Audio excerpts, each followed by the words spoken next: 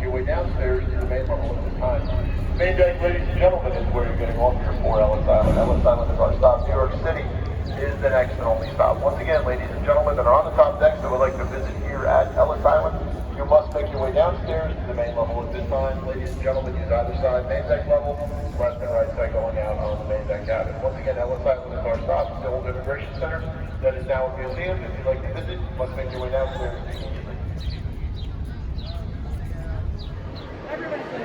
We are inside Ellis Island. This is the Museum of National Immigration. So you see, behind me are anti-packages used by the immigrants when they land here in New York City Harbor. So they pass here. This is the immigration where they check for entry to the United States of America before the airports and planes came into existence. You see? So that is the National Museum of Immigration. You see there here in Ellis Island. You know, America is a land of immigrants. Every year, hundreds of thousands come here to visit and to move in the United States. This Museum of Immigration is where the people who enter the New York City Harbor are checked and approved entry exhibits of the museum. Immigration to the USA from colonial era to the opening of Ellis Island. Okay, let's see. Come, join me.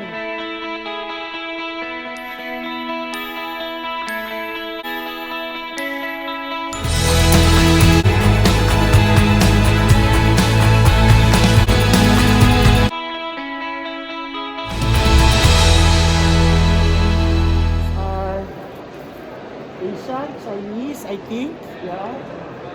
Okay, let's see around. Let's look around. These are exhibits of those who come to America. Okay.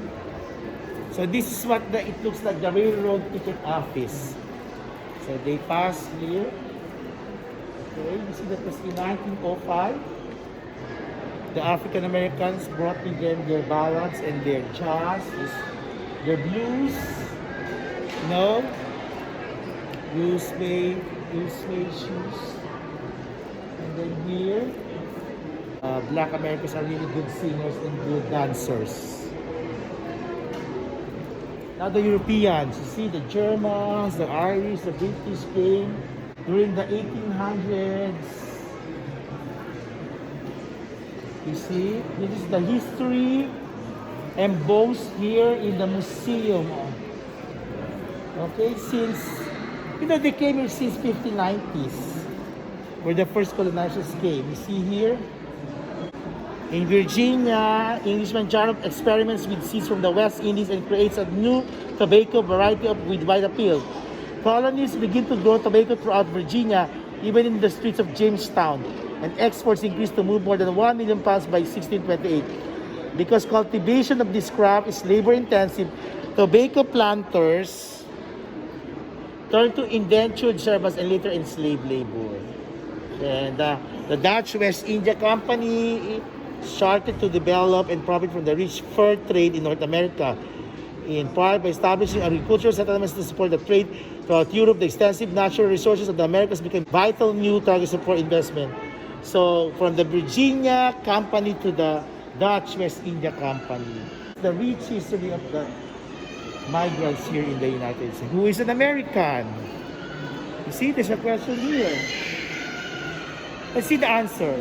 Over the centuries, the makeup of the United States population has changed dramatically in terms of race, ethnicity, religion, and geographical distribution. As people arrive here from every continent on Earth, this ever-evolving diversity of challenges the idea of a single dominant vision of the American identity, encouraging Americans to embrace inclusion and pluralism. From the outset, the nation has struggled with a tremendous need for labor and a simultaneous reluctance to include anyone different or alien into American society, yet it took many hands to till the land and feed the population. Many strong backs to build America's cities, its infrastructure, and its industries. and many strands to weave what has become America's culture.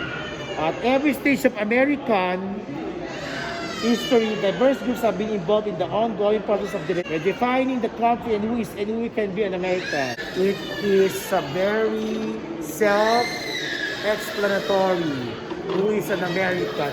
Everyone entered America and wants to reach the American dream, the land of milk and honey, the search for greener pasture. Like me, I work here because special education teacher, because they lack certified teachers here, and then I was sponsored by my employer in the Navajo Indian Reservation. Eventually, I was sponsored to get my permanent residence and my green card. And I will become U.S. citizen next year. By God's grace. Amen. Amen. So these are the exhibits to showcase how important are the immigrants in building America's superpower status through the centuries. That is why America is great. That is the secret of America's superpower. To hire and recruit the best and the brightest around the world. That is America's secret. Now you know what is America's secret. They sponsor the best scientists in NASA. They sponsor the best and the brightest engineers in Apple, in Google, in the Silicon Valley. That is the technique and the secret of America's superpower status. Like me, with all humility, because there is no certified. So I was recruited because no one wants to teach in the Navajo Indian Reservation. So they only recruit foreigners. And now I will become U.S. citizen next year. By God's grace. Here in New Orleans, you know, the black American slaves came. They were brought by the French, by the Spanish, and the British. And now they are embedded now in American culture. The black American, they have the first black president, Barack Obama. And now the Vice President Obama is now the President of the United States, Joseph Biden Jr. You see, what comes around goes around. America is a land of different races and multicultural identities. And there are some issues now about immigration law, about securing the borders. And we are not the politician, that's the problem in Washington, D.C. Because America has 4 border states. California in the south, with Mexico, with Arizona, New Mexico, and Texas. That is in Mexico. Where the problems about, drugs, crimes. So these are issues until now is relevant. So the problems a century ago is still the problems of today. I don't know why they cannot even solve the problems. These problems are problems 150 years ago. My goodness. Many presidents came, they cannot even solve it. Okay? I don't know. Is that hard to solve the problems? So these are very rich in history and culture. The exhibit. You see here, there's a map. The map shows of the United States where the immigrants move. Most of them move in the East Coast, in the Northeast and in the Southeast. And of course in the East and in the South. So you see the movement. Many came through the border of the Mexican border to Texas, New Mexico, Arizona, and California. And of course, some came by boats through the New Orleans and Mississippi River, and others came from here in New York Harbor, or here in the East Coast. And some are in the Florida Peninsula. You see, that is the movement of migration here of the foreign aliens, the immigrants. The American Indians, this is the famous Trail of Tears. The Cherokees, where they were, unfortunately, they say, they were massacred by the white colonizers. And they were forced to move high to the mountains That's why they were in Oklahoma, New Mexico, and Arizona. And they reached the Rocky Mountains in Colorado. So that is the downside of immigration. And of course, like also what happened to the illegal immigration and some of the issues in the border, in border security, okay? So this is what you can see in Ellis Island. So visit New York City. You see here, at my back, is Santa Fe. Santa Fe was the first capital of the United States. Santa Fe was a thriving railroad system from Mexico City to Santa Fe, New Mexico.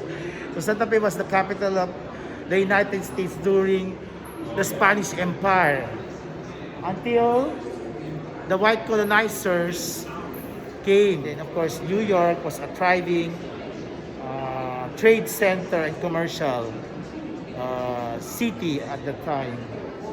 And then San Francisco here became also one of the thriving coastal communities in the West Coast. Okay, so come and visit New York City. This is the ferry boat going to New Jersey here in Ellis Island. The last chance, last opportunity to visit here at Ellis Island. Step off and all the way out, ladies and gentlemen. Take big steps. And I am now boarding New York, Miss New York ferry boat, going back to Manhattan Island in New York City.